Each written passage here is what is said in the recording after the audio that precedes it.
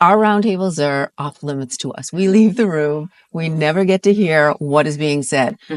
I want to pull back the curtain and I want to hear a little bit, not specifics. I don't want to give you to name names or anything like that, but just I want to hear what, in terms of along that topic. I guess let's go to you first. What were you most surprised about from hearing from the group? Yeah. So, in my personal opinion, I was really surprised to hear about the fact that when you're looking at your demographic, when you're trying to look at your omni-channel strategy, how you have professional, you have consumer, but a lot of people were surprised about the payer aspect. Especially in today's healthcare, we really have to make sure we consider the patient gets access to the drug. And looking at payers is something I think everyone should probably see how they can have that be part of their business. Wow. Okay. So that surprised you. Was there something that overwhelmingly people wanted to learn about? Because that's really the roundtables. It's a chance to really pick each other's brains and what's maybe the challenge for you, someone else may have figured out, or at least you can kind of work it out together.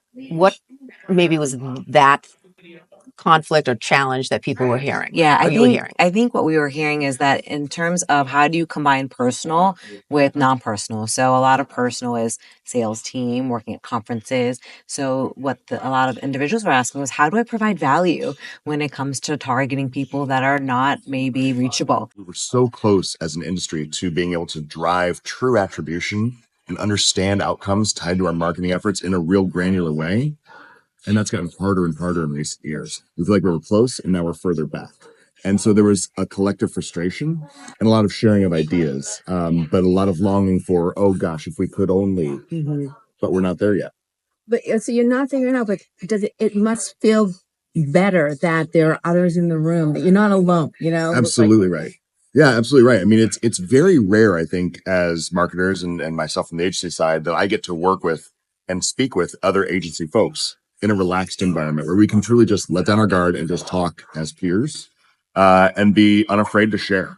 I think it lets you have a little bit of personal safety about asking those certain questions that you might be intimidated to ask in front of an audience of experts. And it allows you to ask very specific questions that could either help grow their business, take it back to that client, or just in general, their partners. So I think it gives them a psychological safe environment to ask those questions. Not to put you on the spot, but is there one thing that you're going to go back and tell your team about? I'm going to go back and look at my omni-channel strategy to make sure we're resonating across all of our different channels and optimizing it, because this is such great information. As someone who works on a lot of national brands with fairly substantial budgets, I was really impressed by some of the answers that were coming from some folks who worked on more regional, maybe single or dual market brands, people that have very, very local marketing. They have to get scrappy. They don't have some of the major tools that they would if they were working at a holding company on a giant brand. And I was really impressed by some of the solutions they have.